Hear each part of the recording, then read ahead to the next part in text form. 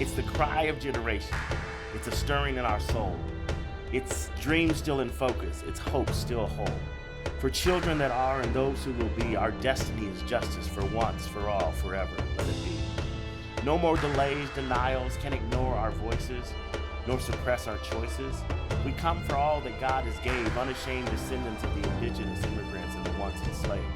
For children that are and all those who will be, our destiny is justice for once, for all, forever, let it be. Liberation when we read, love when we lead, moving at the speed of student needs, pushing against the abundance of oppressive greed. For children that are and all those who will be, our destiny is justice for once, for all, forever, let it be.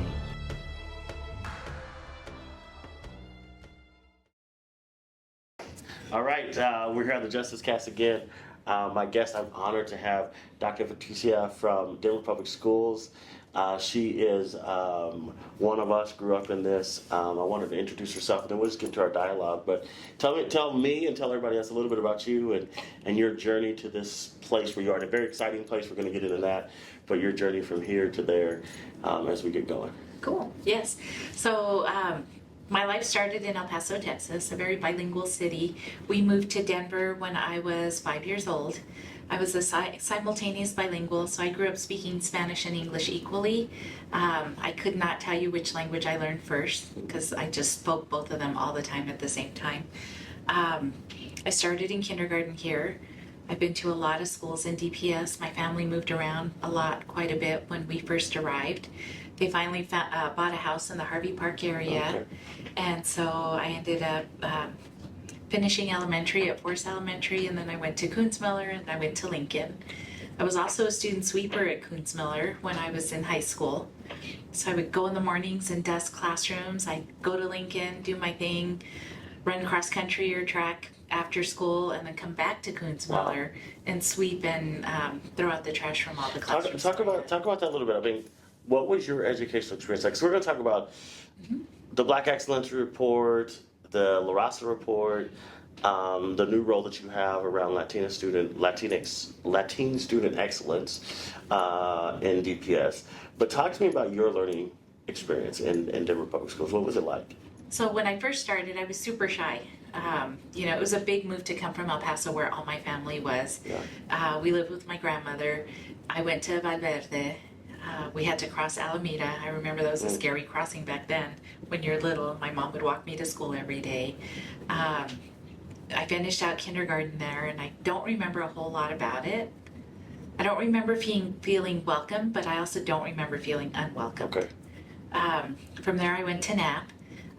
There were a lot of Latino students there at that time, so it was a little more welcoming. Yeah. We still had to cross Alameda to get to school because I lived on the south side, or on the north side. It was on the south side. Yeah. From there, I went to Cheltenham, where I really felt that my culture was embraced. Yeah. Back then, it was the late 70s, middle 70s, and so we were in these big pods. We didn't have classrooms. Yeah. There were 6 teachers in each pod, and you would just move from teacher to teacher for your curriculum. A lot of it was self-paced. Really fascinating experience as a kid. I don't remember how I learned to read, but I remember my brother was taught with phonics. Okay. And that I was jealous because I didn't know my phonics the way he did. Well, you said your culture, when you got to Cheltenham, your culture was embraced. And I know as a district we've been talking about creating spaces where students belong, right? So that they have a strong sense of belonging. Yep. And this isn't new, right? This isn't new. Those of us who've been going. This was in the 70s. Yeah, that's right. So we're talking about the 70s. So what we're talking about is like not new, but for whatever reason, and I'm sure we'll get into this, that eroded, yes. Right? But in the 70s at Cheltenham, you felt like your culture, your identity was embraced. What was happening there that we could probably learn today to say, this isn't new to us? Some of us have done it and experienced it in our classrooms before. What was happening there that made you feel like, man, it's safe to be who I fully am? My teacher knew me. Okay. Even though I had 6 or 7 teachers, I had a homeroom teacher who really knew me. Okay. And in fact, I got to go back to Cheltenham and teach with her. Oh, wow. And it was really hard to call her by her first name. Yeah. That's Arlene Chenoweth. Love her. Invited her to my party when I received my doctorate. Okay. but she knew who I was. Like she knew each of her kids, and I think that made a huge difference. We had celebrations that honored our culture. Right. So we did Las In the Posadas. 70s. In the 70s. Right. We did Las Posadas, which is actually a religious activity, but we did it in the auditorium. And I remember there was a Mary and a Joseph, and they went from stall to stall because the auditorium at Cheltenham has these big closets on both sides where they store all the chairs. Well, they made them into these little bake houses so that Mary and Joseph could go from house to house. Wow. You know, totally unheard of right now. Right. Like, would never happen in a school, especially because of the religious connotations that it brings. Right. Well, you know, you talk about that. It's like, I think there's a part of our culture, I think there's some shared faith in our cultures where you're right, that doesn't necessarily get to show up in our schools, but that is so much our identity, so Yes. much of who we are, so much of what makes, you know, our family traditions, the meals that we eat, the days that we recognize. And in the 70s, we were in schools, you're in school where it was being embraced and you were able to show up. I love that you said part of, I think, justice is kids being known. Here at Faith, we talk about know and be known, right? And so when a kid is known and they can know someone, classmate, teacher, it changes the experience, right? It really does. Yeah. It really, really does. So from there, I went to Forest, which was very much the suburbs at that time. Yeah. And kids would ask me to roll my R's for them, like to say burrito or, you know, at that time my last name was Sapien, not Urrieta, so they couldn't mess with my name, at least not too much. So it just was a different experience once I got to Forest. And my dad really wanted both of my parents, of course, wanted what was best for us. Right. And at that time, my dad wrote home loans, and I didn't really understand the significance of that until I went to the African American History Museum in Washington, D.C., and I saw a picture. There's a painting there that has like the red line. Yeah. And you can see the darkness on one side and like the richer side on the other. Yeah.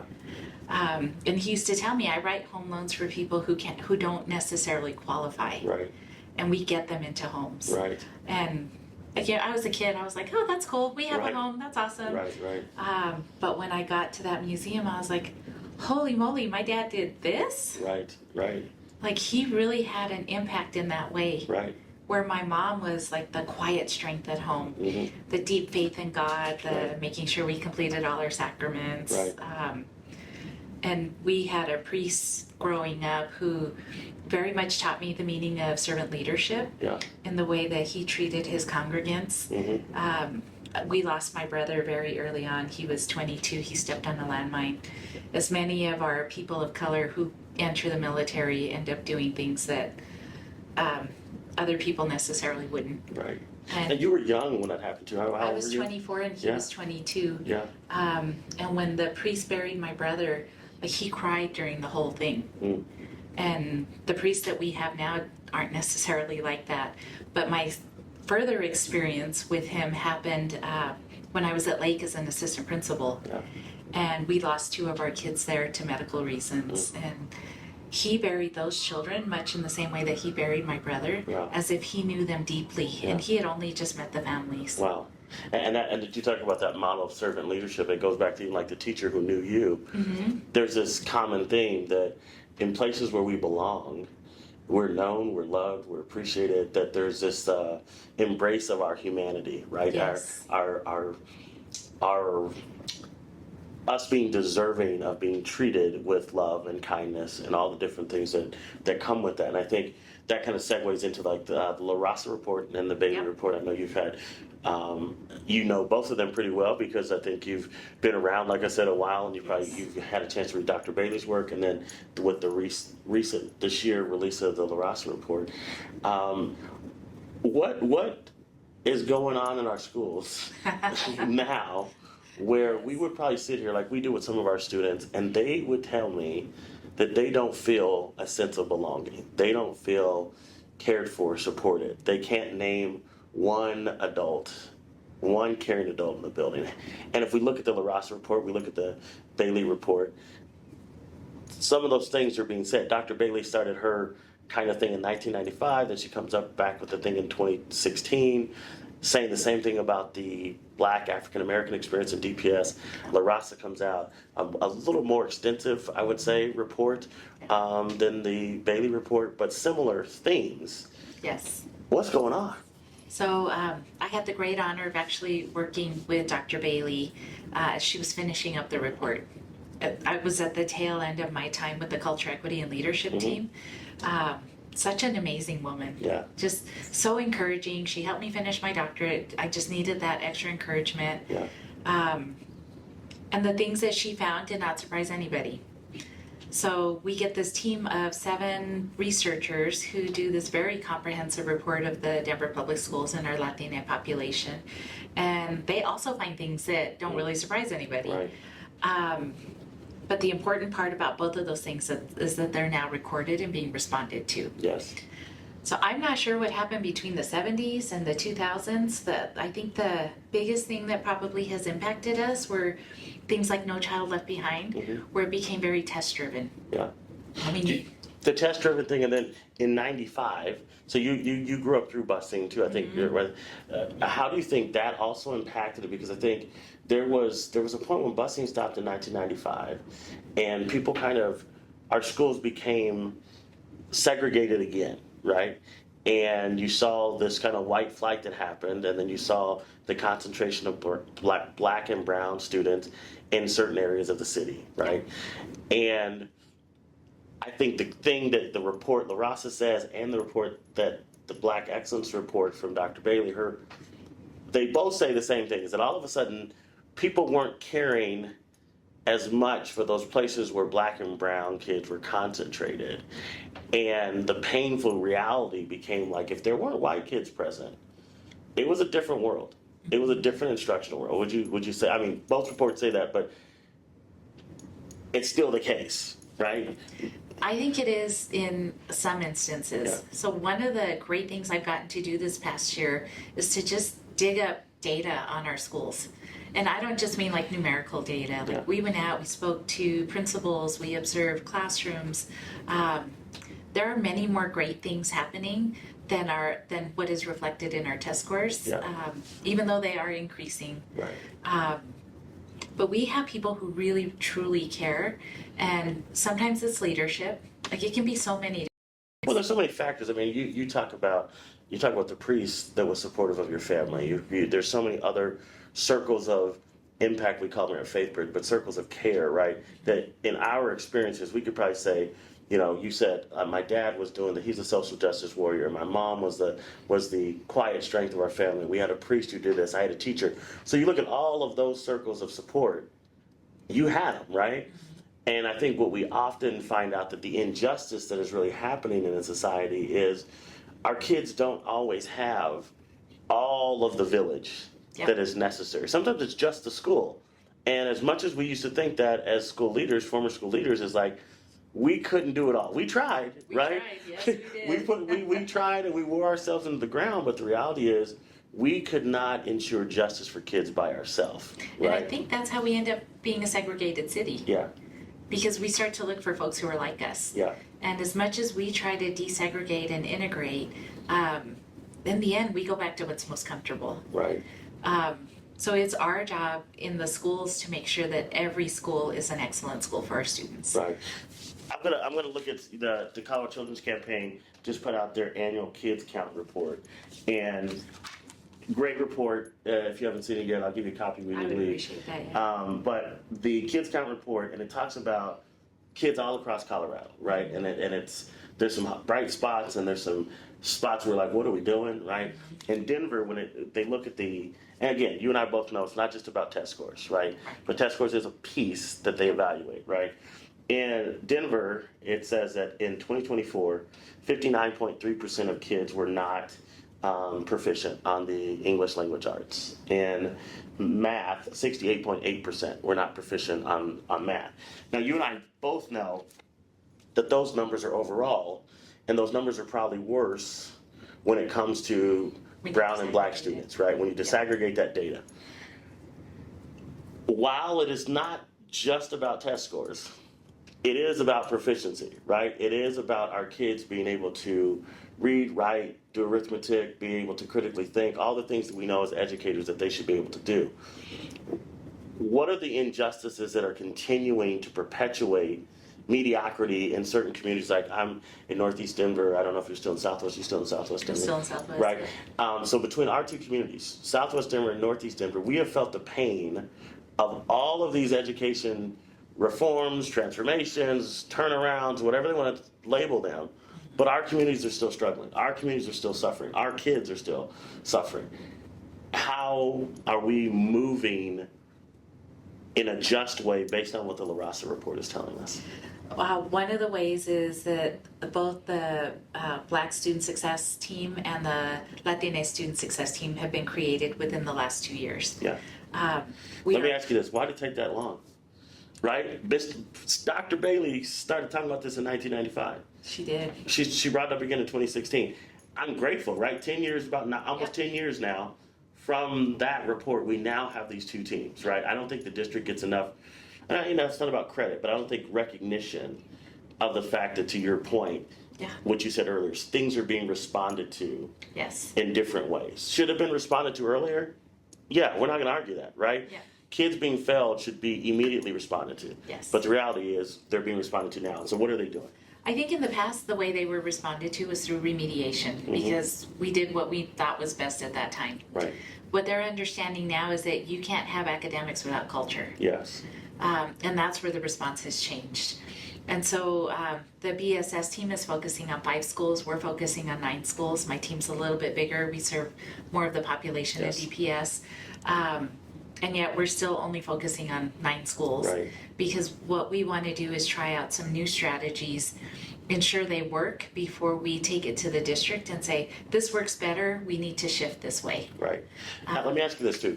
So we had some folks on who are from the charter world, and charters are at their core supposed to have been centers of innovation, that we were supposed to be able to learn from those things.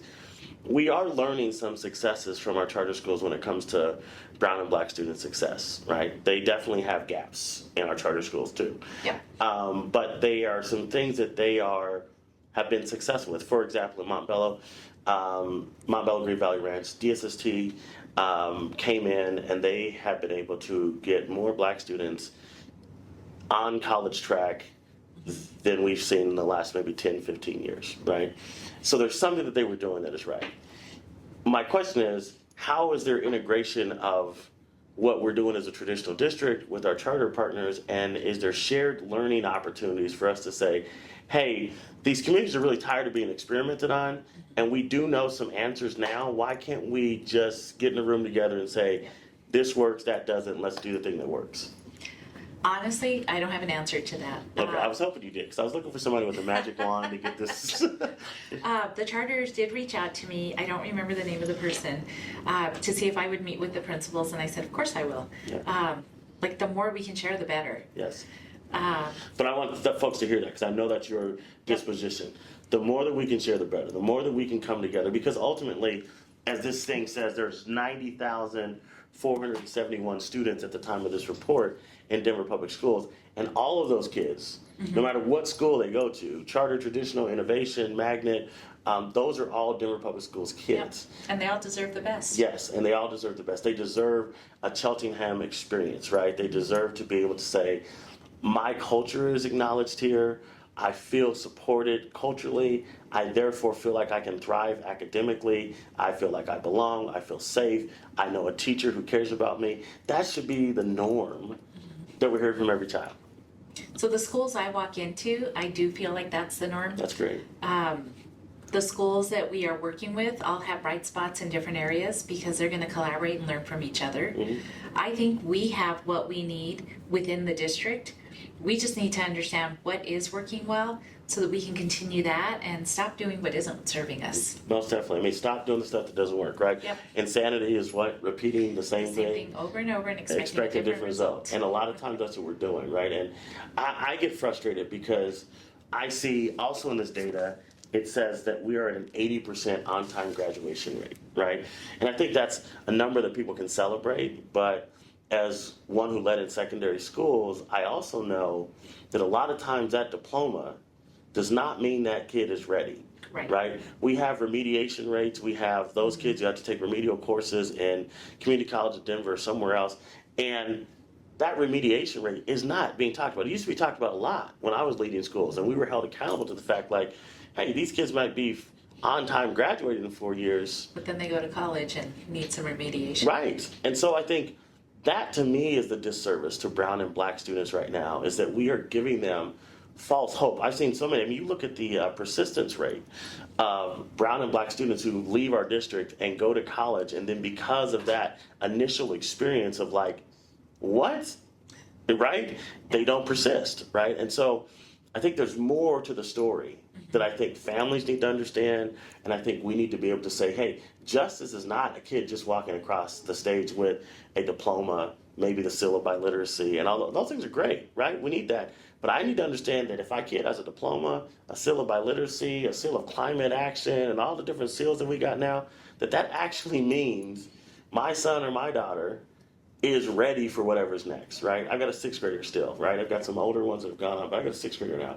And so I want to make sure that, well, she's seventh grade. She'd be mad if I said that. She's a rising seventh grader, right? I need to make sure that stuff that we give her is actually saying to her, hey, Brooklyn, we made a promise to you as a district that all children thrive, and you're one of those kids. And this diploma means we did everything that we were supposed to. Right now, I don't think we can say that. Yeah. Right. The other thing, though, if you flip that number, what it doesn't capture are the students who are enrolled in concurrent enrollment and who are taking until they're 21 to graduate with an associate's degree. Correct. So I think it demonstrates both that, yes, they're graduating on time, maybe not fully prepared. Yeah. I haven't done the research on our secondary schools yet. That's my upcoming year. Oh, good. Good luck. I'm looking forward to it because I went through our secondary schools. Right. And nobody ever talked to me about college when I was at Lincoln. Right. And now that I get to sit with our executive director of our secondary schools and our college and career readiness, I see that they're making these huge efforts. What I'm learning, though, is that parents aren't always aware of what's available. No. So we're trying to figure out how to improve that communication. Yeah. Because that's huge, right? Mm-hmm. I mean, we say that here. You can talk to kids all day about college, but if college is still something that seems unattainable to parents, or it seems it's not the norm, right? Then that's the conversation. Going back to what we talked about earlier, is if you got a kid here and you've got all of these circles of impact around that kid, if teacher says college and maybe the career counselor says college, but if everyone else around that kid is saying something else, not because they don't believe that the kid could do college, they're just not familiar with it. Yep. They're going to tell the kid what's familiar to them, and those voices are usually Yep. more impactful. We know that our family voices, those elders in our community who might have helped raise us, their voices are more impactful to where we kind of see ourselves. And so I appreciate those kind of efforts to say, how do we take a 2-3 generational approach to these efforts to say, when we talk college readiness, how is it that the student's ready, the guardian is ready, maybe the grandparent is ready, and then how do we make it a norm of the community? Yep. I mean, you probably remember this growing up too. Remember the National Negro College Fund had the commercials, a mind is a terrible thing to waste. Yep. Waste. And we saw those on TV. And it All just, the time. right, all the time. It was just a normal thing for us to hear those things. And I think we got to normalize success again. We got to normalize brown and black doctorates, right? We got to normalize those things and say, actually, it's okay, you know? Yep, I totally agree. So in doing that, what we're trying to also normalize is that our brown folks move up through our system so that they are sitting in leadership positions, whether it's in schools or it's at the district level. Yes, most definitely. Because right now our numbers are not even close to reflecting our students. Not at all. I think we're, almost say 70+%. 52% Latino. Yeah, but I mean, I was combining those. Oh, yeah, gotcha. About 13% black. And we're probably 75% white in terms of teachers. Yeah. It's even more concentrated downtown. Right, and we say that again, like I need my culture to be embraced. I need to, and there's, there are well-meaning people who definitely are in this because they want to serve kids and they want to do right by kids, and so we appreciate that. And we need the allies. And that's right. We need the allies. We need those folks who are aligned with us, but we also need the opportunities. We talk about here about to kids all the time about expanded opportunities. Well, they're not going to see those expanded opportunities if everybody who's in leadership role, teaching role, and all that don't look like them. Right? Part of that is making sure that they see you, right? No, that's doctor from the Southwest side, right? They need to know the journey, and just the journey that you went on, they too can take that journey. They too can be successful and come back and lift up the lives in their community. So who are you reading right now that inspires you to keep doing the work that you're doing? Oh, since I got my doctorate, I haven't been reading a whole lot. Oh, you took a break. That's understandable. I read a lot around leadership, but they're usually like very short articles. Okay. Well, who did you read during your doctoral work that inspired you to keep going? There's a Dr. Yasso out there, I can't remember her first name off the top of my head, who spoke a lot about like the kind of leaders we need in our school and the characteristics of leaders who are really supporting MLLs well and embracing the whole child. Honestly, right now, I'd probably say it's Dr. Marrero. Yeah. And all of the things that he is doing out in the community and protecting our children, because our families are afraid. Yes. And they have every reason in the world to be afraid right now. Yeah. And so the things that he's done and how he's protected our families, I think has been what's been most inspiring to me right now. Yeah. I was just listening to a podcast with him and the LA Unified Superintendent. So I guess what I've been reading the most is the news because it's so in our faces right now. Yeah. I'm a very research-based person. There's a book sitting on my desk about this thick with a bunch of research articles on supporting Indigenous and teachers of color. But with what we're facing in the moment, my biggest concern is how do we protect the folks we have right now? What's going to happen to our DACA students? Right. How do we keep ICE out of our schools? Right. How do we protect our families when they're taking their kids to school? Right. Like, does that need to change? Right. Do we need more transportation? Those are the things that are so much more concerning to me right now than anything else. Yeah, because how can kids learn? How can families feel secure with their kids learning in environments that are so dangerous, toxic, threatening? I sometimes feel like all the work that we've done for DACA, all the work that we've done to ensure belonging spaces it's not kind of feel that way. I feel like it is being undone by very maliciously, right? It kind of started with COVID. Yeah, yeah. Which was uncontrolled back then because of the same person. Yes. And just kind of like... Who shall not be named on this podcast. Who shall not... Absolutely not. Somebody referred to him this morning as that guy. Yeah. But it kind of... We were starting to pull back together with the following president, and then he came back and it exploded even faster than the first time. Yeah. And just to see what's happening in LA and the protests that we've had here and the people that they've rounded up, whether you're a citizen or not, Right. It doesn't even matter. Right. They've militarized the area where I was born. So all you have to do is cross the border and you're charged with federal crimes. Yeah. Not just illegally entering the country, Right. but federal crimes. Right. So you go to jail before you even get deported. Right. And we can't sit silent in these times, right? These are the times where we talk about believing in justice. These are the times we have to courageously stand up. And just like we're doing in DPS and like we're doing, in Aurora Public Schools work that we do, the work for justice is ongoing. And I appreciate you continuing to be a justice warrior. I'm glad that our paths have crossed again to be able to say, hey, there's a lot still to be done. Yes. And I want last thing, because I know I'm a little over my time, but I'm appreciating this conversation. But there's a lot that is being said about the district, right?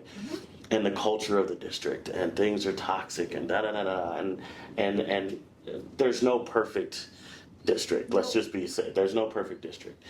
But I appreciated your acknowledgement of some of the things that Dr. Marrero was doing as far as taking steps to ensure the safety of students, taking steps to ensure the safety of staff, right? To making sure hey, let's get ahead of this. How can we, if we see evil coming, let's not wait for it to do what it's going to do. Let's fortify ourselves and be able to ensure that we are ready for it when it shows up.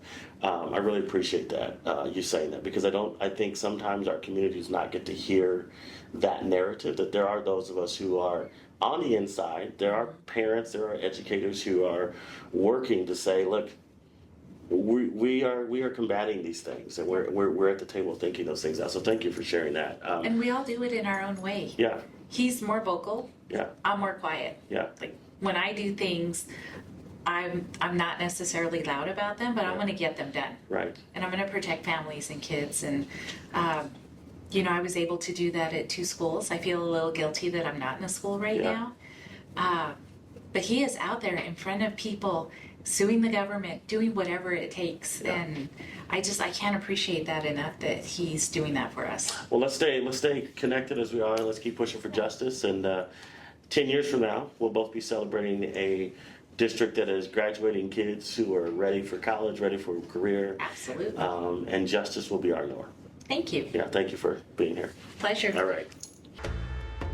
Thank you for joining us this week on the Justice Cast. If you are moved and inspired by what you heard this week, we need you to do justice by doing 3 things. Number 1, like and share this episode with your friends and family and network.